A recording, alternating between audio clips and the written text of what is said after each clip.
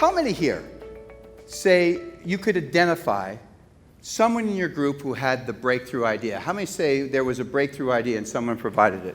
Can I throw the ball to you, sir, and you can tell me what that was? Well, I saw him like in a few situations where he came up with a completely new idea. For example, to lay down the boxes and have the ball roll over it. In most groups, was it one person's idea that allowed you to innovate?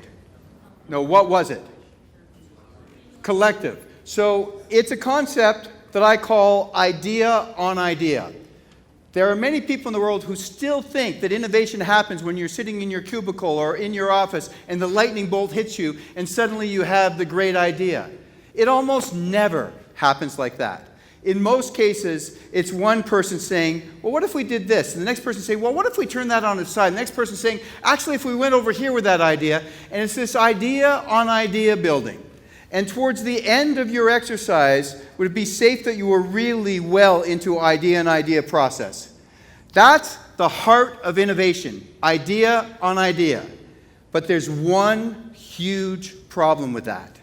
And that is in most organizations, those ideas don't come out as quickly as you experience today. Someone you're in a meeting with and someone puts out an idea and you as the senior person says, hey, you know what? We tried that in 2009. It didn't work. Factually correct, but what have you done to the potential for that person to put the next idea forward? Have you opened the tap to more or have you shut them down?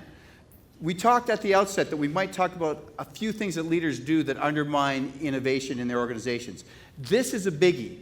Most senior leaders, because they have seen it all, done it all, have lots of experience, in meetings, out of real concern for their people in their organization, try and help them from falling in the mud puddles. And what they don't realize is in most meetings or most interactions, they are in a bigger game and they don't even recognize the bigger game. And the bigger game is, can you create an environment where ideas flow quickly? Because as soon as you as a leader shoot down an idea or with good intention poke holes in an idea, guess what people do? They are slower to bring the next idea to the table. They make sure the idea is perfectly presentable, gift wrap in a bow before they say, hey, consider this. And when you have them do that, it slows idea and idea, and thus it slows innovation in your organization.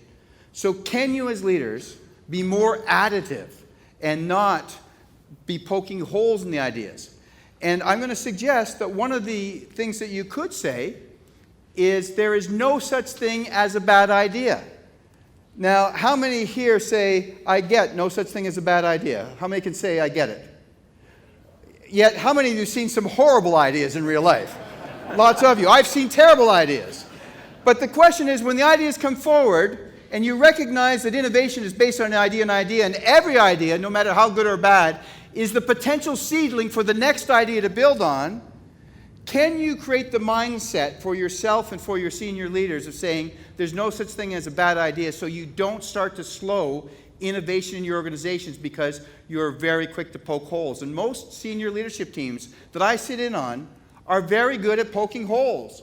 And the holes that they're poking at are appropriate, but they're losing the bigger game. They're not thinking about how do they keep the flow of ideas coming forward, and how do we get idea on idea with speed, because at its basis, that is innovation. That's what makes it happen. With me?